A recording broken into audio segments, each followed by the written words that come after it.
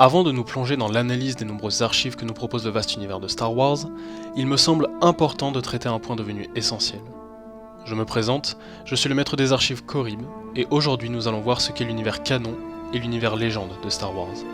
Assieds-toi et écoute attentivement, jeune Padawan, car nous allons analyser une partie de nos archives.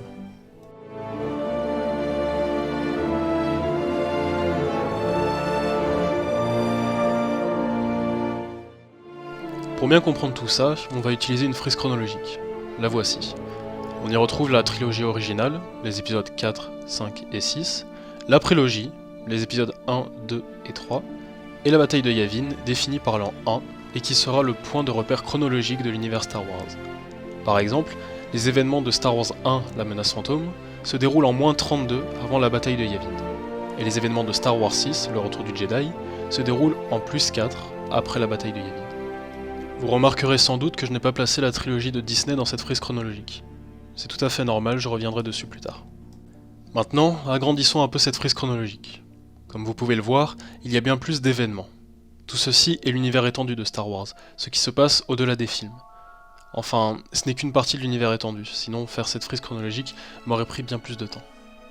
Passant de la création de la galaxie et de l'ordre Jedi à l'Ancienne République, pour finir par les descendants de Luke Skywalker, l'univers étendu était rempli d'histoires, d'aventures, et ne connaissait presque aucune limite. Mais avec le rachat de la licence par Disney et la sortie de la postlogie, Mickey décida de mettre fin à cet univers.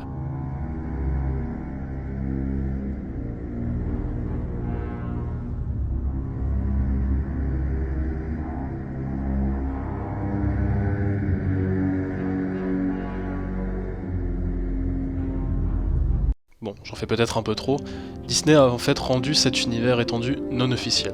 C'est l'univers légende.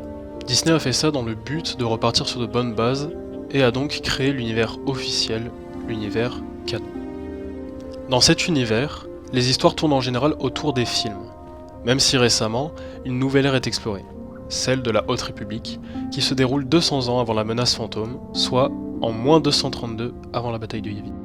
Petite précision, bien que l'univers légende soit non officiel, certains personnages, lieux et concepts ont été recanonisés, ce qui fait que certains personnages possèdent deux versions de leur histoire, une version canon et une version légende. Maintenant qu'on sait tout ça, une question peut se poser.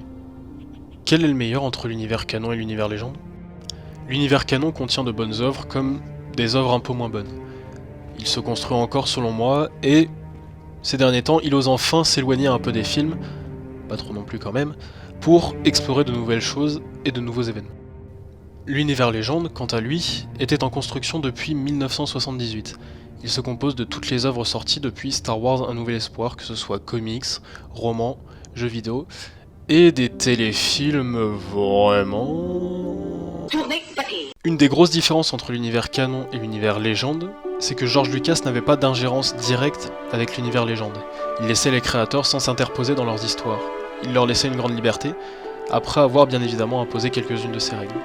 Là où l'univers canon cherche à tout vérifier au moindre détail près. Personnellement, bien que dans les deux univers il y ait de bonnes comme de mauvaises œuvres, qu'il y ait des histoires que j'aime et que je n'apprécie pas, j'ai quand même une préférence pour l'univers légende, qui est plus étendu, qui possède plus d'histoires, de lieux, de personnages, que j'apprécie et que je découvre encore aujourd'hui. Mais en vrai, à partir du moment où une histoire nous plaît et qu'elle nous transporte dans l'univers de Star Wars, on s'en fiche un peu de savoir si elle est canon ou si elle est légende. Cette vidéo est maintenant terminée. Je voulais traiter ce sujet qui me semble important, car beaucoup de personnes, aujourd'hui encore, ne connaissent pas l'existence de l'univers canon et de l'univers légende, ils ne savent pas ce que c'est. Et de plus, sur cette chaîne, je vais vous présenter des histoires tirées des deux univers. Il était donc important pour moi que ma première vidéo soit sur ce sujet. Avant de vous quitter, encore deux petits points à voir. Dans un premier temps, si vous souhaitez vous procurer un roman ou un comics Star Wars, mais que vous ne savez pas à quel univers il appartient, les nouvelles rééditions de Delcourt jusqu'en 2021 pour ce qui est des comics, et maintenant de Panini et de Pocket pour les romans, mettent un bandeau jaune avec écrit Légende sur la couverture. Je vous mets également en description le lien du site Star Wars Universe qui recense toutes les œuvres liées à Star Wars, qu'elles soient légende ou canon. Pensez à vous abonner à la chaîne YouTube, à mettre un pouce bleu, à partager la vidéo, à activer la cloche pour être au courant lorsque je sortirai une nouvelle vidéo. N'hésitez pas aussi à vous abonner à mon compte Twitter et à mon compte TikTok. Et si jamais vous avez des idées de sujets que vous aimeriez que je traite, ou un avis à donner, n'hésitez pas à les partager dans l'espace commentaire. Je vous donne rendez-vous la semaine prochaine pour un nouvel épisode des Archives Jedi, et en attendant, n'oubliez pas. La force qui donne au chevalier Jedi son pouvoir.